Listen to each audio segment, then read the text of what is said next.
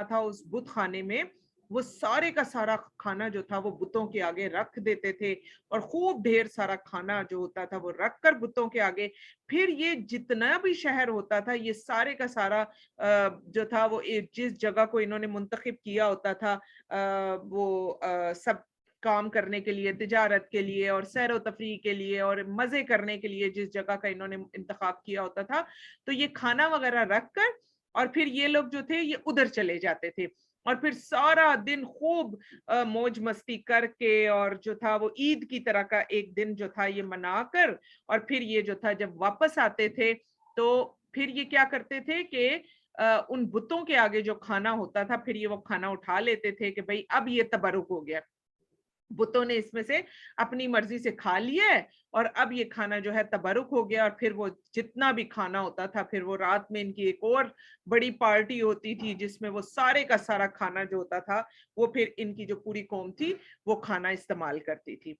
अब यहाँ पर उसी त्योहार की बात बताई जा रही है और सूरत साफात में भी उसका जिक्र है कि हजरत इब्राहीम अलैहिस्सलाम की जो कौम थी वो एक त्योहार मनाती थी, यही जो मैंने अभी आपको बताया, और सब के सब शहर से बाहर चले जाते थे। अभी मैंने जिस तरह आपको बताया ना कि बुत खाने में खाना वगैरह रखा और सब चले गए, तो इब्राहीम अलैहिस्सलाम के वालिद ने उनको भी चलने को कहा, तो उन्होंने कहा कि मैं बीमार हूँ। सूरत साफात में अल्लाह सुब्हाना व तआला ने फरमाया कि बस उसने सितारों पर एक नजर डाली फिर कहा कि बेशक मैं बीमार हूँ। तो एक चीज जहन में रखिए कि हजरत इब्राहीम अलैहिस्सलाम जो थे वो बुतों को कहीं अपने मुंह में नहीं बुरा कहते थे, जैसे हम लोग कहते हैं ना कि बस सबसे छोटा दर्जा ये है कि दिल में बुरा कह दें और बस हमने वो कह दिया।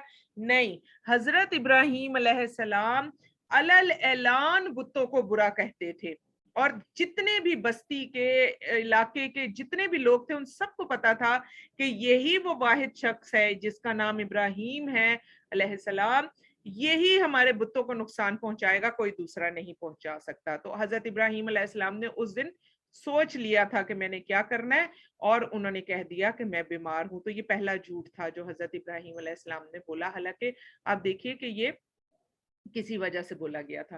फिर मामूल के मुताबिक दूसरे साल भी मेला लगा, तमाम लोग मेले में जाने की तैयारियां करने लगे। इब्राहीम अलैहिस्सलाम भी हर साल मेले में जाया करते थे, लेकिन अब की साल उन्होंने जाने से इनकार कर दिया। बोले कि मेले में जब तमाम लोग चले जाएं तो मैं इन झूठे माबूदों की दुर्गत बनाता हूँ। सब मेले में चले गए, मैदान खाली था, बुत खाने के आसपास कोई भी नहीं था। इब्राहीम अलैहिस्सलाम के लिए बहुत अच्छा मौका था। बुत खाने में घुसे, तमाम बुतों को तोड़कर चकनाचूर कर दिया, मां सुवाए बड़े बुत के। बड़े बुत को हाथ नहीं लगाया, उसे सही सालम रहने दिया और उसके कांधे पर कुल्हाड़ा रख दिया जिससे बुतों को तोड़ा था। जब लोग मेले से वापस आए तो जो पुरोहित जो बड़ा होता है उस पूरे बुत खाने का जो बड़ा होता है, तो वो बुत खाने में दाखिल हुए। ये देखकर उन सबको हैरत हुई कि बुत जो थे वो चकनाचूर होकर जमीन पर पड़े हुए थे। आपस में सब एक दूसरे से चहमगोइयां करने लगे कि हो ना हो इसमें जरूर उस नौजवान इब्राहिम का हाथ है। ये भी कुरान पाक में आता है कि उन्होंने फिर हजरत इब्राहिम अलैहिस्सलाम का पहले ही टाइम में नाम ले लिया था, क्योंकि हजरत इब्राहिम अलैहिस्सलाम हर वक्त बुतों को जो बुरा कहते थे, क्योंकि वो ही बुतों के खिलाफ है। लोग बरहम हुए, इब्राहिम अलैहिस्सलाम को बुलाया, उनसे दरियाफ्त किया कि हमारे माबूदों को किसने इस हाल में पहुंचाया है। इब्राहिम अलैहिस्सलाम ने जवाब दिया बड़े ही इत्मीनान से। हालांकि आप देखिए इतना बड़ा मजमा और उसमें बड़े इत्मीनान से जवाब दे रहे हैं। तुम अपने बड़े बुत से क्यों नहीं पूछते हो जिसे अपना माबूद समझते हो, वो सब कुछ तुम्हें बता देगा। तमाम लोगों ने कहा इब्राहिम को अलैहिस्सलाम को बादशाह नमरूद के सामने पेश किया जाए। चुनाचे बादशाह को इसकी इत्ला दे दी गई। बादशाह भी बहुत शदीद बुत परस्त था। शदीद इसलिए कह रही हूँ कि बुत परस्ती में बहुत आगे। तो क्या हुआ कि इब्राहिम अलैहिस्सलाम को बादशाह नमरूद के सामने पेश किया गया। चुनाचे जब बादशाह को इत्ला दी गई, लोगों ने कहा ये मामला बादशाह नमरूद के सामने पेश करेंगे और इब्राहिम अलैहिस्सलाम को सजा दिलवाएंगे। लोग नमरूद के दरबार में पहुंचे, सब ने मिलकर बादशाह से शिकायत की कि इब्राहिम हमारे बुतों की जो है तज़हीक किया करता है और कहता है ये बुत माबूद नहीं बल्कि माबूद कोई और है, इसने हमारे बुतों को तोड़ डाला, हमारे बुतों के साथ गुस्ताखी की है, माबूद तोड़े हैं हमारे। बादशाह नमरूद बड़े सख्त लहजा में इब्राहिम अलैहिस्सलाम से बातें कर रहा था। हजरत इब्राहिम अलैहिस्सलाम जुर्रतमंदी के साथ हर सवाल का जवाब देते थे। حضرت ابراہیم علیہ السلام نے کہا یہ سب تمہارے معبود ہی بتا سکتے ہیں، انہی سے پوچھ لو تو بہتر ہے، مجھے کیا پتا کس نے توڑے ہیں۔ شاہی دربار میں سردار، عمرا اور مصاحب سبھی بیٹھے تھے، بادشاہ اور ابراہیم علیہ السلام کے درمیان ہونے والی تمام باتیں سن رہے تھے۔ سب نے کہا کیا بت بھی باتیں کر سکتے ہیں؟ بس پھر تو ابراہیم علیہ السلام نے جواب دیا جو نہ دیکھ سکتے ہیں، نہ سن سکتے ہیں، نہ تمہاری آرزو پوری کر سکتے ہیں، پھر کس طرح تم انہیں اپنا معبود مانتے ہو؟ میرا رب مارتا ہے اور زندہ بھی کرتا ہے۔ نمرود نے کہا اچھا یہ ہے تو یہ تو میں بھی کر سکتا ہوں، میں اس ملک کا حکمران ہوں، مجھ میں یہ قوت ہے۔ اور اسی طرح جو آتا ہے تاریخ میں کہ اس نے ایک شخص کو بلایا جس نے قتل ہونا تھا، اس کو اس نے چھوڑ دیا، اور جو بے گناہ تھا اس کو قتل کر دیا۔ اب حضرت ابراہیم علیہ السلام نے سوچا کہ اگر میں اس کو زندگی اور موت والے معاملے میں لے کر جاتا ہوں تو یہ بات یہ لوگ نہیں سمجھ سکتے، تو ایک بڑی زبردست دلیل دی جو کہ سورۃ البقرہ میں موجود ہے۔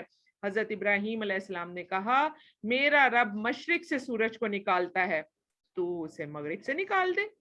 نمرود لاجواب ہو گیا اور لوگوں نے شرمندگی سے اپنے سر جھکا لیے۔ لیکن آپ دیکھیے جن لوگوں نے نہیں ماننا ہوتا نا، کچھ دیر کے لیے تو ان کی عقل میں یہ بات آتی ہے کہ ہاں کہہ تو ٹھیک ہی رہی ہے، لیکن پھر کیا ہوتا ہے تھوڑی دیر کے بعد وہ پھر پلٹ جاتے ہیں۔ تو یہاں پر آپ کو نمرود کے بارے میں بتا دوں کہ حضرت مجاہد رحمہ اللہ علیہ وغیرہ فرماتے ہیں، وغیرہ میں باقی علماء بھی آ جاتے ہیں کہ 4 بادشاہ ایسے گزرے ہیں کہ ان کی حکومت اور بادشاہی پوری دنیا پر تھی۔ یہ ذہن میں رکھیں، یہ کوئی نمرود، اس کا دربار یہ کوئی چھوٹی سی جگہ نہیں تھی، کوئی ایک علاقے کا بادشاہ نہیں تھا۔ یہ اب آپ دیکھ لیجئے کہ 4 بادشاہ ایسے گزرے کہ ان کی حکومت اور بادشاہی پوری دنیا پر تھی۔ ایک نمرود تھا، نمرود بھی ان میں سے ایک تھا، اور ان 4 بادشاہوں میں 2 مسلمان تھے، حضرت سلیمان علیہ السلام اور ذوالقرنین، جس کا واقعہ آپ پڑھتے ہیں سورۃ الکہف میں، اور 2 کافر تھے، ان میں سے ایک یہ نمرود تھا اور دوسرا بخت نصر ہم انشاءاللہ یہودیوں کا جہاں پر پڑھیں گے واقعہ تو وہاں پر ہم بخت نصر کے بارے میں پڑھیں گے، نمرود کا تو ہم آج پڑھ رہے ہیں، حضرت سلیمان علیہ السلام کو بھی ہم پڑھیں گے انشاءاللہ تعالی۔ تو یہاں پر دیکھیے کہ 4 بادشاہ ایسے ہیں کہ جن کی جو حکومت تھی پوری دنیا پر تھی، تو اتنے بڑے دربار میں حضرت ابراہیم علیہ السلام کا ایک اکیلے کھڑا ہونا۔ اب یہاں پر آپ تبلیغ کے پوائنٹ لیتے چلے جائیں کہ تبلیغ کرنے والوں کو اللہ سبحانہ وتعالی پر کتنا زیادہ بھروسہ ہونا چاہیے، انہیں چھوٹی چھوٹی بات سے ڈرنا اور گھبرانا نہیں چاہیے۔ حضرت ابراہیم علیہ السلام نے اتنے بڑے دربار میں بولنے کی جرات کہاں سے آئی؟ کیونکہ اللہ سبحانہ وتعالی پر پورا یقین تھا۔ لیکن تھوڑی دیر کے لیے یہ لوگ شرمندہ ہوئے اور پھر یہ سب اٹھ کے کھڑے ہو گئے، اور ان میں سے ایک شخص نے بادشاہ کو مشورہ دیا کہ اس شخص کو جلا دو تاکہ دوسرے عبرت حاصل کریں، کوئی اور ہمارے بتوں کو ہاتھ نہ لگائے۔ اور دوسرا آپ دیکھیے کہ اگر بادشاہ حضرت ابراہیم علیہ السلام کو چھوڑ دیتا تو اس کی تو بادشاہی چلی جاتی، کیونکہ آپ دیکھیے کہ وہ بت پرست، اس کی قوم بت پرست، تو وہ کس طرح سے حضرت ابراہیم علیہ السلام کو چھوڑ سکتا تھا؟ حضرت ابراہیم علیہ السلام نے اپنی قوم سے پھر کہا اے لوگو، تم اس کو معبود بناتے ہو جسے تم نے خود اپنے ہاتھوں سے بنایا، تم صرف ایک اللہ کی عبادت کیا کرو، صرف وہی عبادت کے لائق ہے جس نے ساری کائنات کو پیدا کیا۔ لوگوں نے حضرت ابراہیم علیہ السلام کی باتوں پر کان نہیں دھرا۔ بادشاہ نمرود نے بھی حکم دے دیا کہ ابراہیم کو علیہ السلام کو آگ میں زندہ جھونک دو۔ چنانچہ آگ کا الاؤ تیار کیا گیا۔ حضرت ابراہیم علیہ السلام کے جلنے کا منظر دیکھنے کے لیے تمام لوگ جمع ہو گئے۔ بتوں کے پجاری بھی خوش تھے اور کہنے لگے کہ ہمارے معبودوں کو توڑنے کی ابراہیم کو سزا ملے گی علیہ السلام، اور پھر ابراہیم کو دہکتی آگ میں ڈال دیا گیا علیہ السلام۔ اپنے اس پروگرام کے تحت اور اپنی طاقت کے مطابق ہر ممکن جگہ سے لکڑیاں، ایندھن جمع کیے گئے اور ایک مدت تک اکٹھی کرتے رہے، اور بعض تاریخ کی کتابوں میں آتا ہے پورا 1 مہینہ یہ لکڑیاں اکٹھی ہوتی رہیں، اور کچھ تاریخ کی کتابوں میں یہ بھی آتا ہے کہ حضرت ابراہیم علیہ السلام کے جو والد تھا وہ خود بھی یہ لکڑیاں جو تھا وہ لا لا کے دیتا تھا ایندھن کے لیے، وہ ساری لکڑیاں ان کا جو باپ تھا وہ بھی دیتا رہا۔ اور یہاں پر کیا ہو گیا کہ یہاں تک اگر ان میں سے کوئی عورت بیمار ہوتی تو وہ اپنی شفا کے لیے یہ نظر مان لیتی تھی کہ اگر میں تندرست ہو گئی تو ابراہیم کے جلانے کے لیے لکڑیاں جمع کراؤں گی۔ تو آپ دیکھ لیجئے کہ 1 مہینہ تک یہ آگ جلائی گئی، اور महीना तक जो था वो लोग नजर नियाज भी मांगते रहे और जो था लकड़ियां ला ला कर देते रहे। फिर उन्होंने बहुत बड़ा गड़ा तैयार किया, उसमें वो जमाशुदा ईंधन डाला, आग लगा दी, आग भड़क उठी, उसके शोले और शरारे बुलंद होने लगे। इतनी बड़ी आग कभी नहीं देखी गई थी। फिर उन्होंने हजरत इब्राहीम अलैहिस्सलाम को एक मंजनीक में बिठा दिया, जैसे आजकल के दौर में आप समझे तोप, तोप में जब आप गोला डालते हैं तो गोला कितनी दूर तक जाता है, इसी तरह की एक चीज थी जिसमें हजरत इब्राहीम अलैहिस्सलाम को रस्सियों के साथ बांध दिया गया और उनको उसमें बिठा दिया गया। जैसे दूर से जो था वो तोप का जो गोला होता है वो दूर से कितनी दूर जाकर गिरता है, तो इसी तरह एक चीज बनाई गई थी मंजनीक। और ये मंजनीक का जिक्र जो है आपने सीरत नबी सल्लल्लाहु अलैहि वसल्लम में भी पढ़ा है कि दूर से जैसे गुलेल की तरह जाता है, इस तरह दूर से जोर से जो था वो हिट कर दिया जाता था इसको, और जो पत्थर होता था या कोई ऐसी चीज होती थी वो अपने टारगेट पर जाके लगती थी। तो हजरत इब्राहीम अलैहिस्सलाम के लिए भी मंजनीक बनाई गई और इसको बनाने वाला एक हिजन नामी एक शख्स था और ये पहला आदमी था, इसको अल्लाह सुब्हाना व तआला ने जमीन में धंसा दिया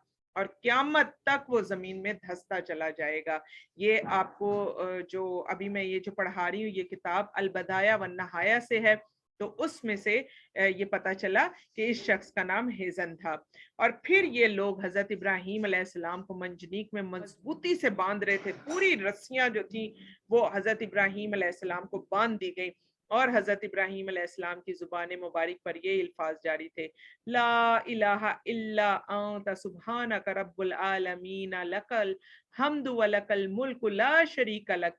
तेरे सिवा कोई इबादत के लायक नहीं, तू पाक है ए जहानों के रब, तेरे लिए ही सब तारीफें हैं, बादशाही तेरे ही लिए है, इसमें तेरा कोई शरीक नहीं। और जब कौम ने इब्राहीम अलैहिस्सलाम को बांध कर मंजनीक के पलड़े में रख कर आग में फेंक दिया तो आपने कहा हस्बुनल्लाहु व निअमल वकील, हमें अल्लाह ही काफी है और वो अच्छा कारसाज है। हजरत इब्ने अब्बास से मरवी है कि हस्बुनल्लाहि व निअमल वकील इब्राहीम अलैहिस्सलाम ने कहा जब उनको आग में डाला गया, इसी तरह हजरत मोहम्मद सल्लल्लाहु अलैहि वसल्लम ने कहा कि जब उनको कहा गया था कि लोग तुम्हारे लिए जमा हुए हैं, उनसे डर जाओ, तो इस बात ने उनका ईमान ज्यादा कर दिया। उन्होंने कहा हस्बुनल्लाहि व निअमल वकील, हमें काफी है अल्लाह और अच्छा कारसाज है। बस वो अल्लाह की नेमत और फजल के साथ लौटे और उनको कोई भी तकलीफ ना हुई। और हजरत अबू हुरैरा रजी अल्लाह अन्हु से रवायत है कि रसूलुल्लाह सल्लल्लाहु अलैहि वसल्लम ने फरमाया कि जब हजरत इब्राहीम अलैहिस्सलाम को आग में डाला गया तो उन्होंने कहा, ए अल्लाह, तू आसमान में एक है और मैं जमीन में अकेला तेरी इबादत करता हूँ। यानी ऊपर अल्लाह सुब्हाना व तआला और नीचे सिर्फ इबादत करने वाले अकेले हजरत इब्राहीम अलैहिस्सलाम थे।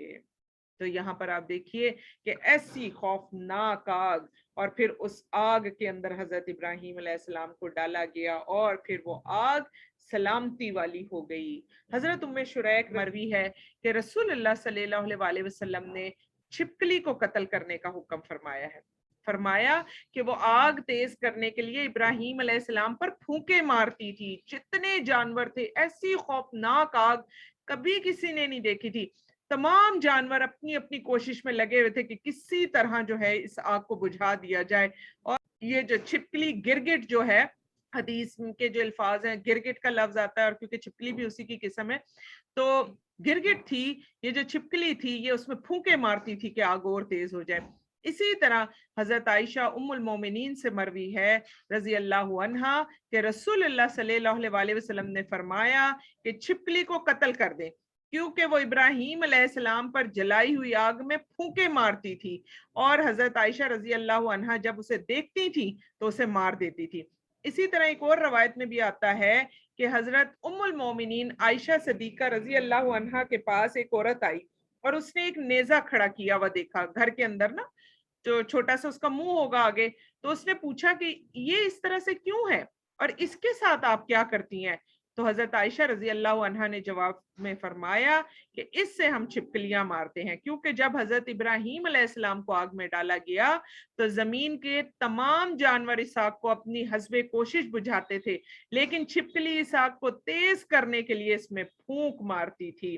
اسے ابن ماجہ ابن ابنی شیبہ جو ہے اس میں یہ آپ کو حدیث جو ہے وہ مل جائے گی، اور مختلف طرح سے یہ آپ کو مختلف حدیث کی کتابوں میں بھی یہ حدیث جو ہے وہ ملے گی۔ آتش کدہ نمرود حضرت ابراہیم علیہ السلام کا کچھ بھی نہ بگاڑ سکی۔ اللہ سبحانہ و تعالیٰ نے ابراہیم علیہ السلام کو جلنے سے بچا لیا، اور وہ آگ ان کے لیے گل و گلزار بن گئی۔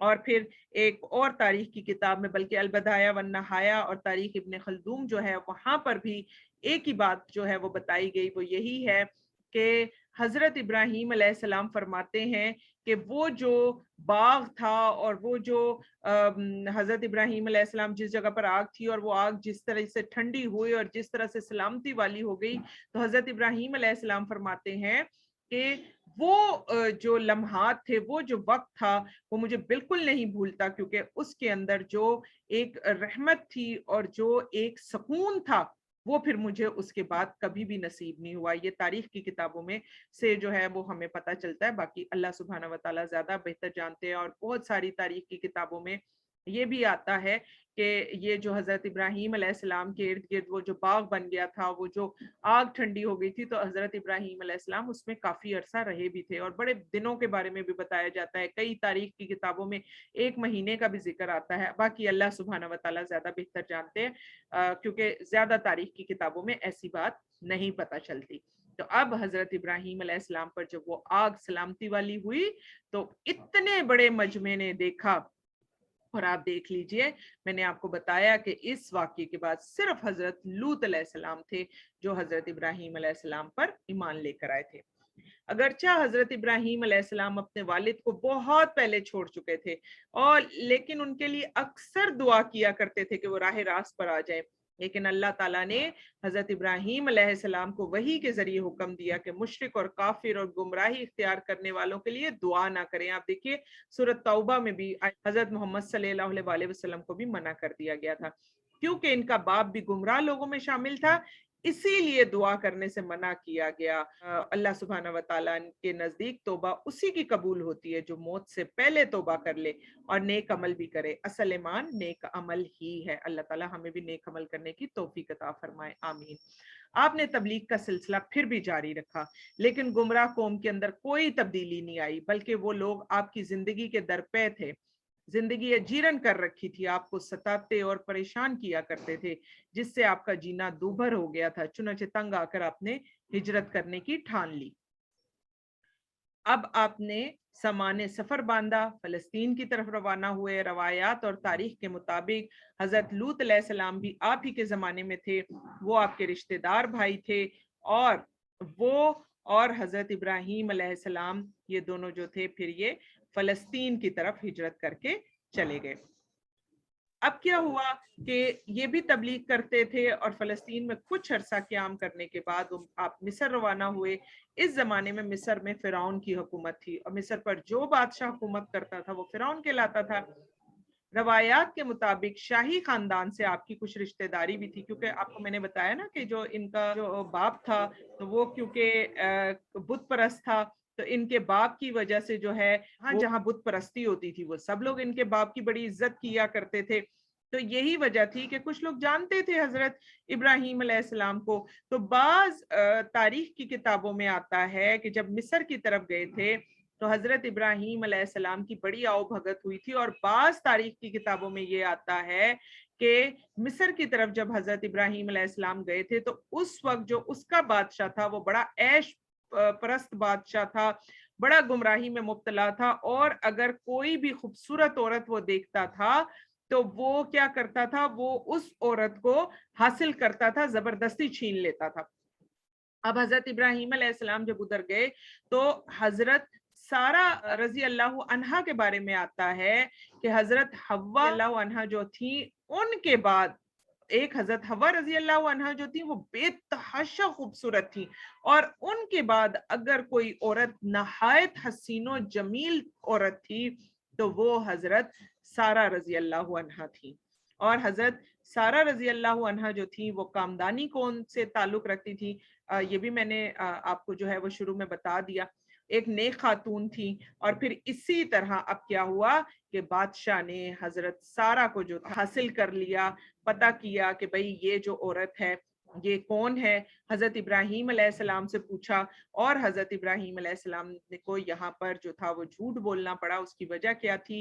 क्योंकि बादशाह क्या करता था कि कोई भी खूबसूरत औरत होती थी पहले उसके शोहर को कत्ल कर देता था और फिर उस औरत को जो था वो ले जाता था। तो हजरत इब्राहीम अलैहिस्सलाम क्योंकि आगे तबलीग करनी थी, तौहीद का पैगाम पहुंचाना था, तो हजरत इब्राहीम अलैहिस्सलाम से यहाँ पर भी एक झूठ बोल दिया गया कि मैं इसका भाई हूँ। यूं ही उस बादशाह ने हजरत सारा की तरफ पूरी नीयत से हाथ बढ़ाना चाहा, तो हजरत सारा रजी अल्लाह अन्हा जो थी उन्होंने फौरन नमाज पढ़नी शुरू कर दी, अल्लाह सुब्हाना व तआला से जो था वो अपने लिए मदद तलब की। दूसरी तरफ कहा जाता है कि हजरत इब्राहीम अलैहिस्सलाम जो थे वो फौरन सजदे में गिर पड़े, नमाज पढ़ रहे थे और अल्लाह ताला से फरमा रहे थे कि भाई आपके सिवा जो है कोई भी मेरी बीवी को बचाने वाला नहीं है। और फिर कहा जाता है कि जूं ही बादशाह ने हाथ आगे बढ़ाया हजरत सारा की तरफ, तो ऐसा रोब दबदबा उस पर तारी हो गया, उसका जो था वो गला घुट गया और ऐसे लगा उसको कि उसकी सांसें जो हैं वो अभी खत्म हो जाएंगी और वो बिल्कुल मरने के करीब हो गया था। उसका सांस बिल्कुल रुक गया था और उसने फौरन उसको समझ आ गई कि ये औरत कोई आम औरत नहीं है। उसने हजरत सारा रजी अल्लाह अन्हा से फौरन माफी तलब की और हजरत सारा रजी अल्लाह अन्हा फौरन सजदे में गिर गई और अल्लाह सुब्हाना व तआला से फरमाया कि या अल्लाह अगर ये मर गया तो ये जितना भी ये जो मिस्र के जितने भी लोग हैं ये मुझे नहीं छोड़ेंगे कि मैंने जो है वो बादशाह को कत्ल कर दिया है, और अगर आपने इसको छोड़ दिया तो ये मुझे नहीं छोड़ेगा। तो या अल्लाह आप कोई ऐसा बेहतरीन हल कर दें कि जिसमें मेरे ऊपर किसी किस्म का इल्जाम ना आए। तो अब जो ही इसने हजरत सारा से माफी मांगी, हजरत सारा सजदे में गई, तो फिर अल्लाह सुब्हाना व तआला ने इसको पहले की तरह ठीक कर दिया। लेकिन उसके ऊपर हजरत सारा रजी अल्लाह अन्हा का रोब दबदबा जो था वो उसी तरह कायम रहा। और फिर उसने आकर हजरत इब्राहीम अलैहिस्सलाम से भी माफी मांगी और दोनों ने उसे माफ कर दिया। जब ये सब कुछ हुआ तो वो इतना खुश हुआ इन दोनों से कि इन दोनों ने माफ कर दिया, तो उसने जो था हजरत हाजरा को जो था इन लोगों को तोहफे के तौर पर दे दिया। और बाज रवायात में आता है कि हजरत हाजरा उसकी बेटी थी और नाम हाजिर था, और बाज रवायात में आता है कि नहीं उसकी लौंडी थी जिसको उन्होंने हजरत सारा को दे दिया था, क्योंकि हजरत सारा ने जो उसको माफ कर दिया था तो उसने इनाम के तौर पर जो था वो इनको दे दिया था। हजरत अबू हुरैरा रजी अल्लाह अन्हु से रवायत है कि जनाब नबी करीम सल्लल्लाहु अलैहि वसल्लम ने फरमाया कि इब्राहीम अलैहिस्सलाम ने 3 झूठ बोले थे, उनमें से 2 अल्लाह की जात की वजह से थे। अच्छा, अब ये जो 3 झूठ बोले हैं ये कहाँ से पता चलता है कि ये 3 झूठ बोले थे? तो ये हमें पता चलता है कि जब आप बुखारी में हदीस पढ़ते हैं कि जिसमें क़यामत वाले दिन जो है वो लोग खड़े होंगे और अल्लाह सुब्हाना व तआला 50,000 साल बड़ा दिन होगा तो लोग एक एक करके तमाम नबी के पास जाएंगे, तो लोग हजरत इब्राहीम अलैहिस्सलाम के पास भी आएंगे, तो वहां हजरत इब्राहीम अलैहिस्सलाम फरमाएंगे कि मैं इस वक्त अल्लाह सुब्हाना व तआला से सिफारिश नहीं कर सकता क्योंकि मैंने अपनी जिंदगी में 3 झूठ बोले थे। तो वो 3 झूठ कौन से थे? एक तो उन्होंने कहा था कि मैं बीमार हूँ। दूसरा, उन्होंने ये फरमाया था कि मैं इस बड़े ने ये काम किया। जब लोगों ने पूछा था कि किसने ये किया है, किसने मारा है, तो कहा था इस बड़े ने ये काम किया। और तीसरा, जिस वक्त हजरत सारा रजी अल्लाह अन्हा जो थी उनके बारे में पूछा गया था तो इन्होंने बताया नहीं था कि ये मेरी बीवी है।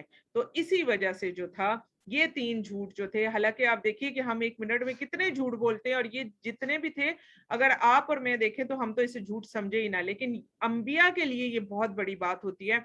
और हजरत इब्राहीम अलैहिस्सलाम क़यामत वाले दिन इन्हीं 3 बातों की वजह से मोमिनों की सिफारिश नहीं करेंगे, बल्कि वो कहेंगे कि नहीं, आज मुझे अल्लाह सुब्हाना व तआला से डर लगता है और मैं तुम में से किसी की भी आज सिफारिश नहीं कर सकता।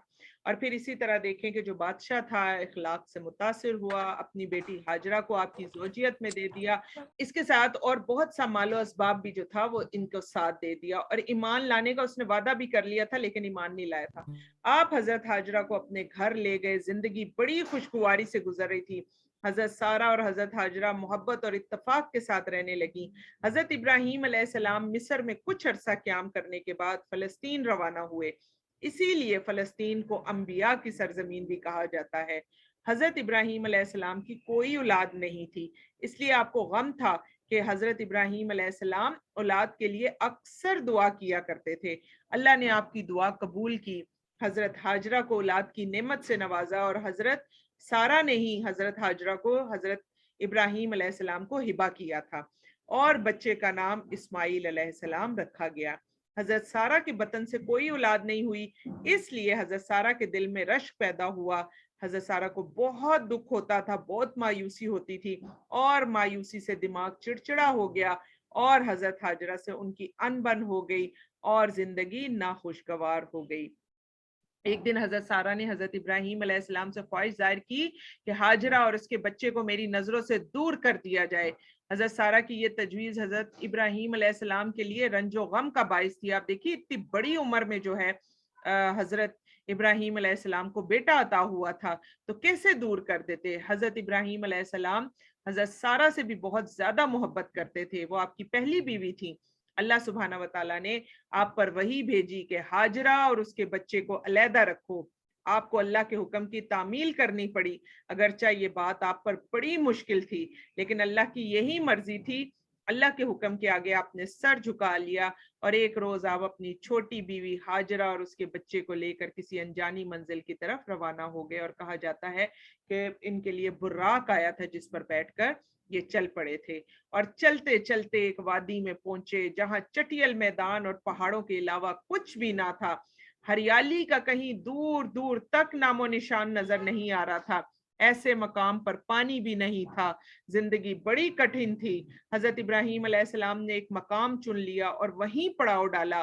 آپ اپنے ساتھ پانی کا ایک مشکیزہ اور کھجوروں کی ایک تھیلی لائے تھے، یہی ان کا کھانا تھا، کھجوریں اور پانی کا مشکیزہ۔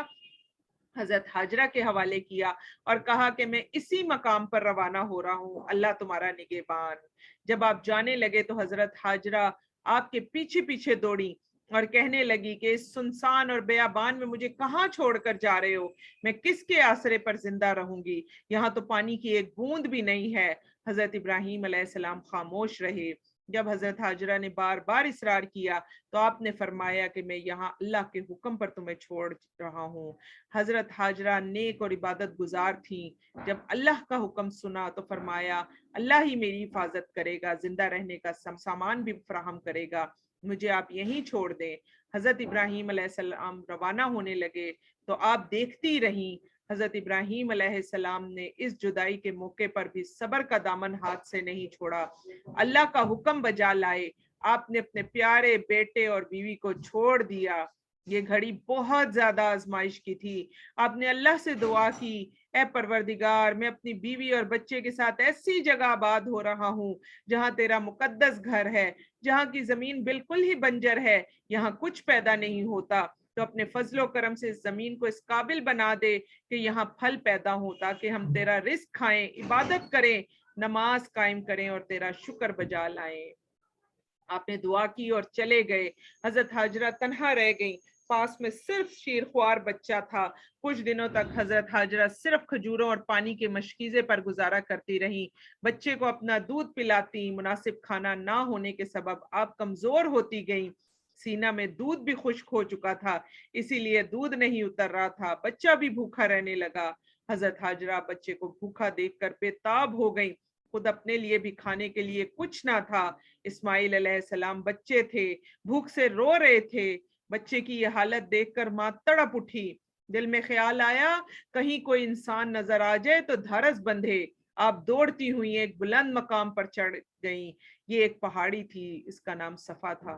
دور دور تک نظریں دوڑائیں، کوئی نظر نہیں آیا۔ وہاں سے اتر کر قریب ہی ایک اور پہاڑی پر چڑھ گئیں، اس کا نام مروہ تھا، وہاں بھی کوئی نظر نہیں آیا، ہر طرف سوائے ویرانی کے کچھ نہیں تھا۔ اسی بے چینی اور بے قراری کے عالم میں صفا اور مروہ کی پہاڑیوں پر 7 مرتبہ چکر لگائے، پھر بچے کے پاس پہنچتی، دیکھا کہ بچہ ایڑی کے قریب ہی اللہ کی رحمت سے ایک چشمہ پھوٹ پڑا ہے۔ آپ پانی دیکھ کر حیران ہو گئیں، اللہ کا شکر ادا کیا، پھر پانی پیا۔ پانی نہایت ٹھنڈا تھا، ذائقہ بھی خوشگوار تھا۔ آپ نے بہتے ہوئے پانی سے کہا زم زم، یعنی ٹھہر جا۔ حضرت हाजरा को पानी मैसर आ गया, जहां ठहरी हुई थी. एक रोज वहां से कुछ फासले पर एक काफला गुजर रहा था. तजस्सुस हुआ, करीब आए तो हजरत हाजरा और बच्चे को वहां पाया. उन्हें भी पानी की जरूरत थी. हजरत हाजरा से पानी तलब किया तो आपने जमजम के चश्मे की तरफ इशारा किया. काफले वालों ने पानी पिया, मवेशियों को पिलाया. इसके एवज हजरत हाजरा को खाने के लिए खजूरें पेश की और इस सुनसान बियाबान में रहने का सबब दरियाफ्त किया. हजरत हाजरा ने सब कुछ बता दिया. कुछ रोज क़याम के बाद काफला वहां से कूच कर गया. इसी तरह काफले आते रहे. कुछ रोज क़याम करने के बाद अपनी मंजिल की तरफ रवाना हो जाते. उनके आने जाने के सबब हजरत हाजरा को खाने का सामान मिल जाता. एक मर्तबा बनु जुरहम काफला जो था वो आया. जब आबे जमजम देखा तो वहां पड़ाव डाला, रिहाइश इख्तियार कर ली. उनके पास कसरत से मवेशी भी थे. जूं जूं दिन गुजरते गए हजरत इस्माइल अलैहिस्सलाम भी बड़े हो गए. कबीला बनु जुरहम के आने के बाद आबादी कुछ बढ़ गई और एक बस्ती बन गई. हजरत इब्राहीम अलैहिस्सलाम कुछ अरसे बाद वहां पहुंचे तो देखा कि इलाके में तो कुछ इंसान भी नजर आ रहे हैं. उन्होंने अपने बेटे हजरत इस्माइल अलैहिस्सलाम और बीवी हाजरा रजी अल्लाह अन्हा से मुलाकात की. इस तरह से आपके आने और जाने का सिलसिला शुरू हो गया. आप हजरत हाजरा के पास भी रहने लगे और हजरत सारा भी हजरत हाजरा की खबर लेने लगी. हजरत सारा के कोई और औलाद नहीं थी, जिससे वो अक्सर गमगीन रहा करती थी. पहली बीवी के औलाद ना होने पर आप भी परेशान रहते थे. आप बेहद मेहमान नवाज थे. जब तक आपके दस्तरखान पर मेहमान नहीं होता आप खाना नहीं खाते थे. मामूल के मुताबिक आप खाने के लिए मेहमान का इंतजार कर रहे थे कि मेहमान आ पहुंचे. आपने मेहमानों का इस्तकबाल किया और खुश हुए. जब आपने मेहमानों के सामने खाना रखा तो उन्होंने खाने को हाथ नहीं लगाया और बैठे रहे. हजरत इब्राहीम अलैहिस्सलाम को मेहमानों के रवैये पर हैरत हुई. आपने मेहमानों के लिए जानवरों को आप ज़िबा करते थे और भून कर इनके सामने रखते थे. इन आने वाले मेहमानों के लिए भी इसी तरह का इंतजाम किया, लेकिन मेहमान खाना नहीं खा रहे थे. आपके जमाने में ये रवायत थी कि मेहमानों के खाना ना खाने का मतलब ऐलाने जंग समझा जाता था. इसीलिए आपको फिक्र लाहक हो गई. हजरत इब्राहीम अलैहिस्सलाम को फिक्रमंद देखकर आने वाले मेहमानों ने कहा, आप खौफ ना खाएं, हम अल्लाह की जानिब से आए हैं, हम फरिश्ते हैं.